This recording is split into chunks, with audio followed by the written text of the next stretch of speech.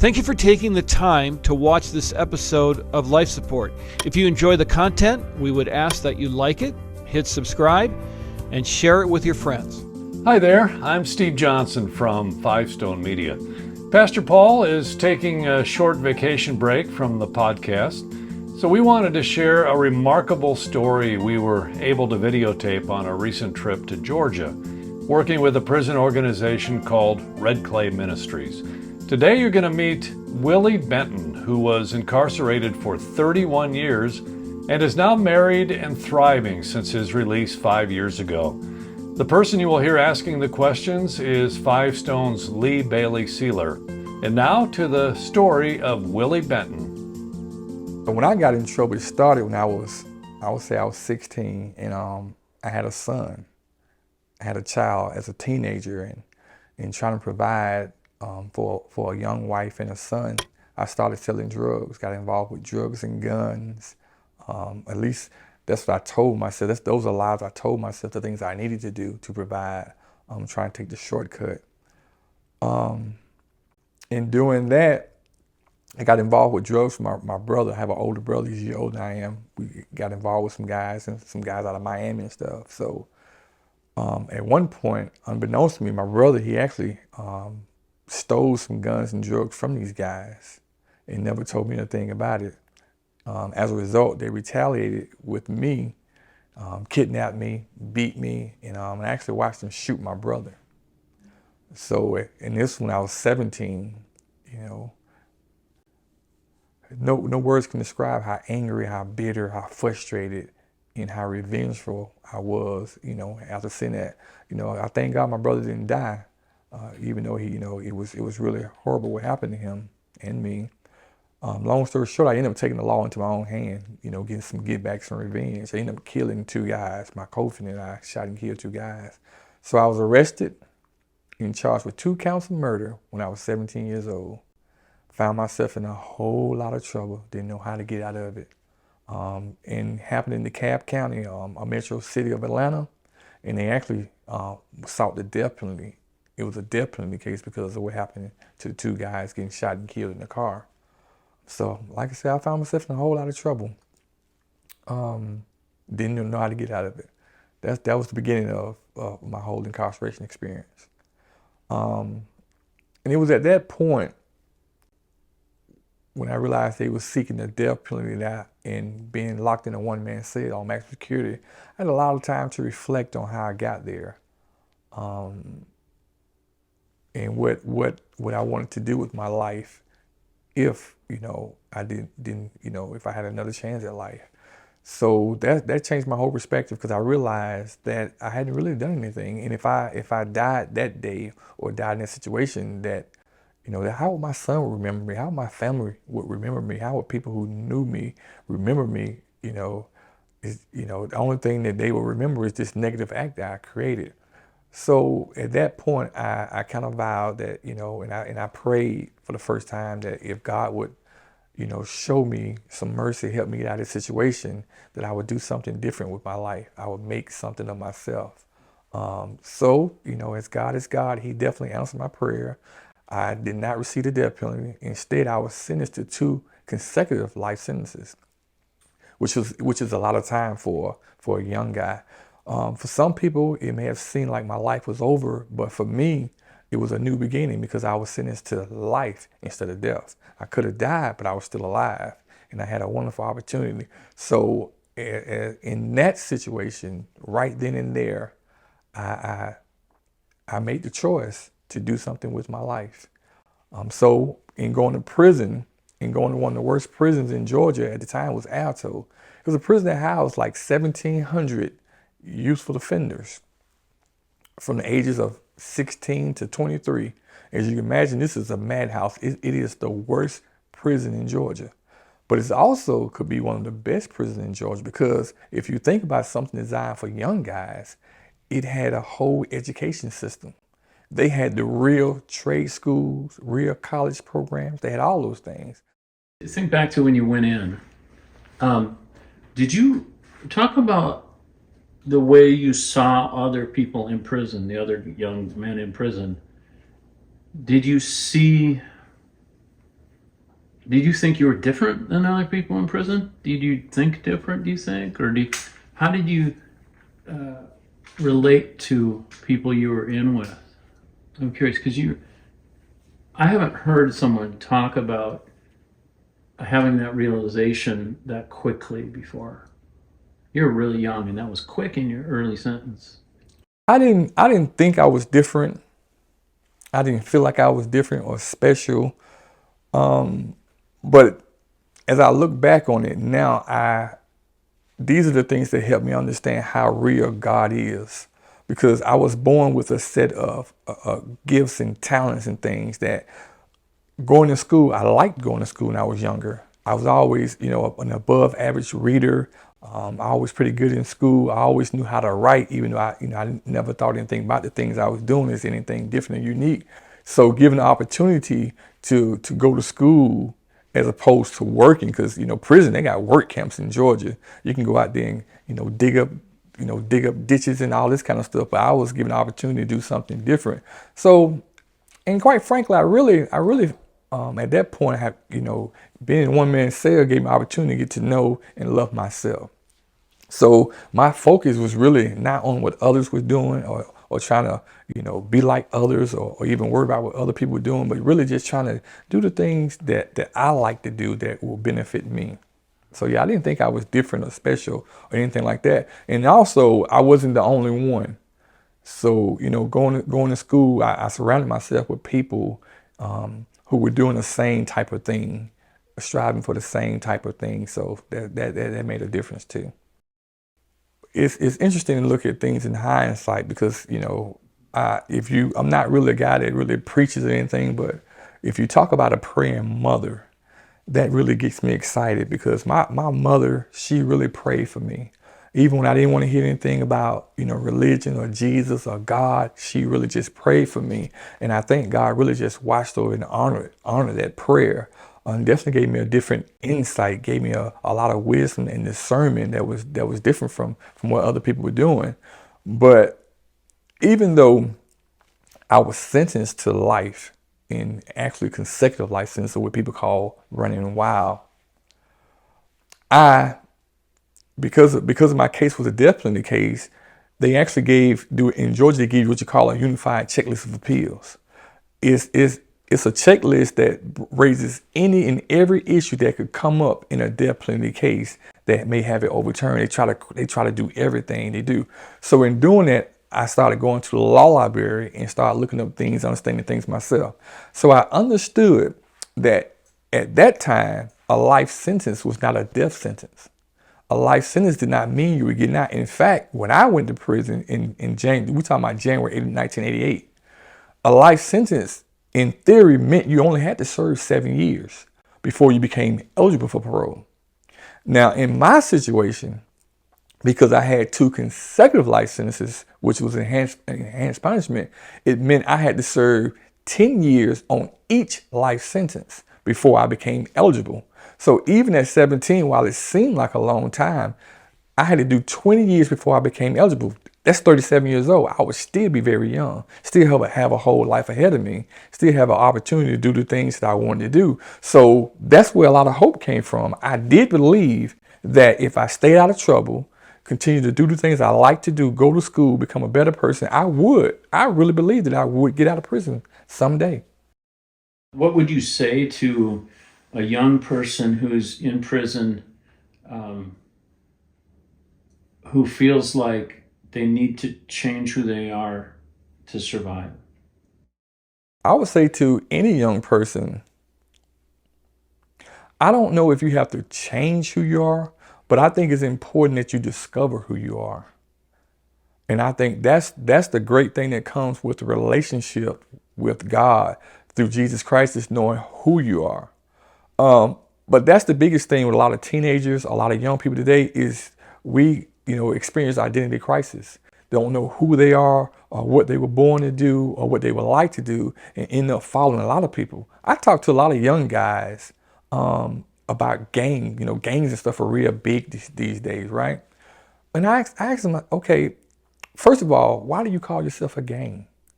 We have a lot of organizations, a lot of clubs, a lot of things, that you can name it something, with a positive, not necessarily something with a negative connotation. So why do you call yourself a gang? And second, I said, how do you choose who you follow? Because some of the things that other people have you doing, why are you doing that? And I start asking young guys that. And what I discover is that they don't know who they are. They don't know what they're doing. And like, say for instance, one today, wearing the sagging pants and stuff it has really become big. And it's been there for years. A lot of guys don't even know where it started. If you catch a guy by himself, a young man by himself, and say, listen, you got on a pair of pants, a pair of shorts, and a pair of boxers, and all of them are exposing your bottom. Why do you do that? Oh man, that's just my swag. This is what we do. But no, why do you do that? Does it make sense? And a lot of them can't answer that question. They get very quiet. And still it goes back to, do you know who you are? Do you know why you do what you do? And they can't answer that question. So I don't know if people need to change who they are or whatever. They need to discover who they are, who they were called to be, and start walking in that calling and that purpose. And I think that's a big difference. Lots of men and women in prison carry a lot of guilt and shame, even though they're paying the price, they're paying consequences for their crimes. How do you help someone? What do you say to someone to help them set that guilt aside? That's a great question. A huge part of how I was able to do very positive and productive time was associated with acknowledging that I did wrong and I deserve to be punished. With that said, once you make that acknowledgement, you have to learn how to forgive yourself and also forgive others. That's a huge part of my story, is learning to, forgive others. And if you're willing to forgive others, learning to forgive yourself. Because as I said, a huge part of what happened to me, I was a victim. And, to have somebody point a gun at you and hit you upside the head with a gun and you watch them shoot your brother, that does, stir up some things in you. But I had to learn to release that and forgive them. And then I had to learn to forgive myself because, my son was like 14 months when I went to prison. So I left a lot of things behind. I left a lot of people I love. And I hurt a lot of people. And when you realize that, I learned that even your family becomes like your secondary victim. You have your primary victim, you have secondary victims. But to even realize that my family was a victim to the things and the poor choices that I made, I had to acknowledge that. But then I had to learn to forgive myself for that. And that's huge for a lot of people. If you can release that, and it's not easy. And quite frankly, I don't know if you can do it on your own. Once you realize the price that Jesus Christ paid for us to forgive us, and He's willing to forgive us, that we can forgive ourselves and forgive others. Knowing that and walking in it definitely makes it easier. We have a saying, if it's something that you love to do, it doesn't seem like work. When you understand the love that God has for you and the life that, and the plans that God has for you, as an individual, you would want to tap into that. I've heard all kind of things about, religion and Jesus, and it's the white man's religion. They stole it, all kind of things. But this is the thing I had to learn. Try it for yourself. You have to try it. And particularly, I think for men, and I know for me, I tried everything I could in my own power, and I had to get to a point where there was nothing else I could do to actually lay it down and let God, let go and let God. And when I did that, and when I tried it myself, the results were there. So, have a relationship with God, it's really not work. It's not a whole bunch of rules. It's not all that religious stuff. You have to understand it's about a relationship with the Father, with the one who created you, with the one who has great plans and thoughts for you. So it's not a whole lot. And I tell you, I'm not a Bible thumper, a scripture quote. I don't do all that, But to me, I know that God's protection, His favor on my life, even when I did not know Him, is real. And that's why I encourage people to just understand that God, the God we serve, the God we believe in, the God who believes in us, he is real. But you just have to try it. So, talk about how you met your who would become your wife. Tell that story, the sort of God's happy coincidence. Yeah, it's interesting how I met my wife slash my helpmate. Once I realized that God had equipped me with gifts and talents, and I made a conscious decision to use my gifts and talents to be a blessing to others, particularly in my writing. Instead of doing like street fiction, I love fiction writing. Instead of doing just street fiction or crime novels or whatever, I made a conscious decision to write inspirational books, inspirational novels, uplifting, people of faith. So in doing that, in serving, that's when God blessed me with my soulmate, my wife. He brought someone along to help me, to enhance me in what I was doing. When I met my wife, I'd already published 5 or 6 books while in prison, and she owned the company and helped develop and help self-published authors put their books out there. So it's ironic how God did that. We connected, do something with books and publishing, in which we could talk about all day and all night because we had it in common.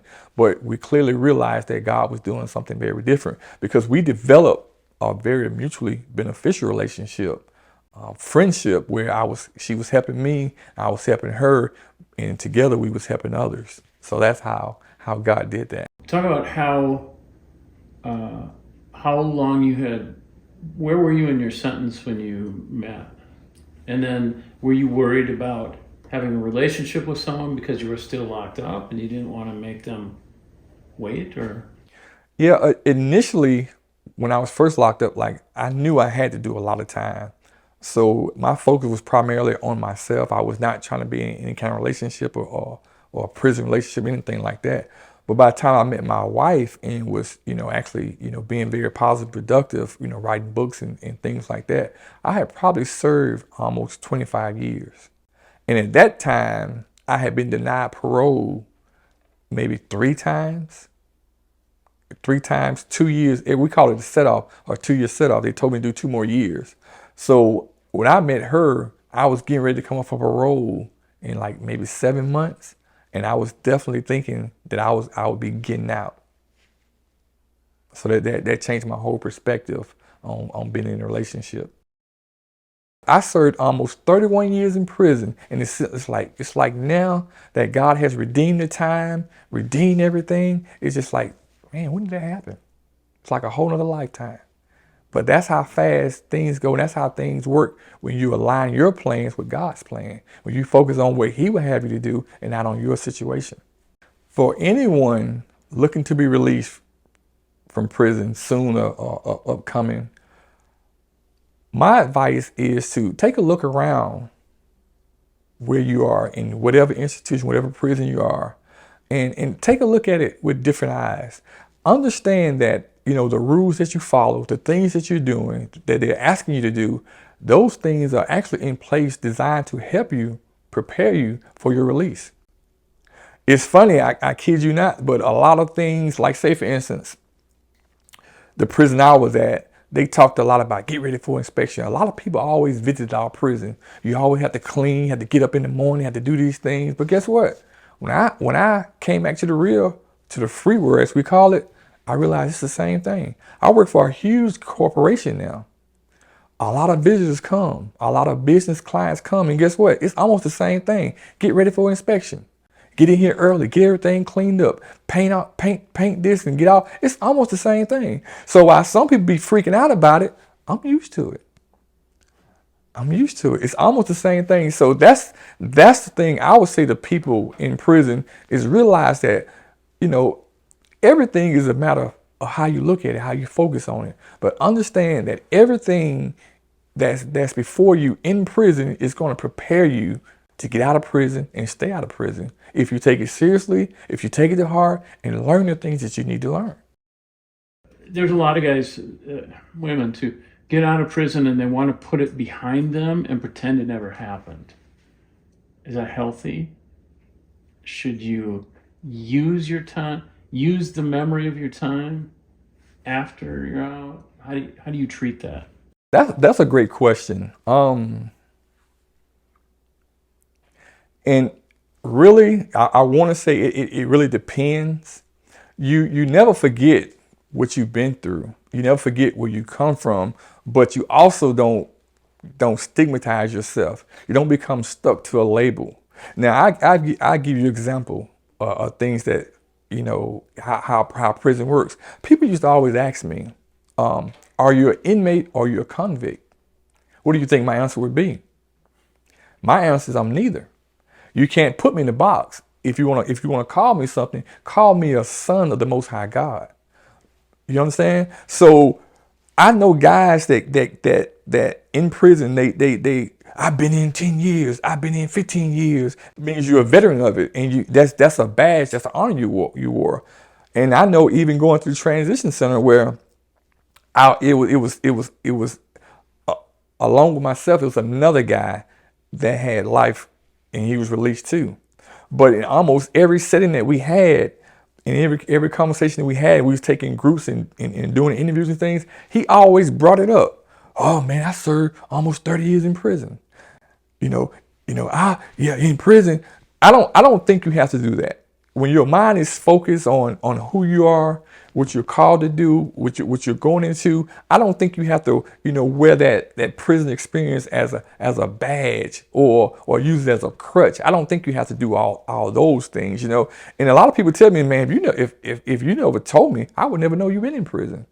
Even people that I met, I was in prison, it's like, yeah, something different about you. But I never succumbed to that whole thing that I was either a convict or an inmate or a prisoner. Yeah, I committed a crime. I did something, but that does not define who I am. It does not define where I'm going. It's not define what I'm going to do with my life. So it's the same thing when I get out. It's the same thing. I don't go around on my job. Oh man, you just don't know I did 30 years in prison. You better not mess with me. I did 30. Yeah, I don't do that kind of stuff. So it just depends on the person, depends on the situation. But I never subscribe to those kind of things.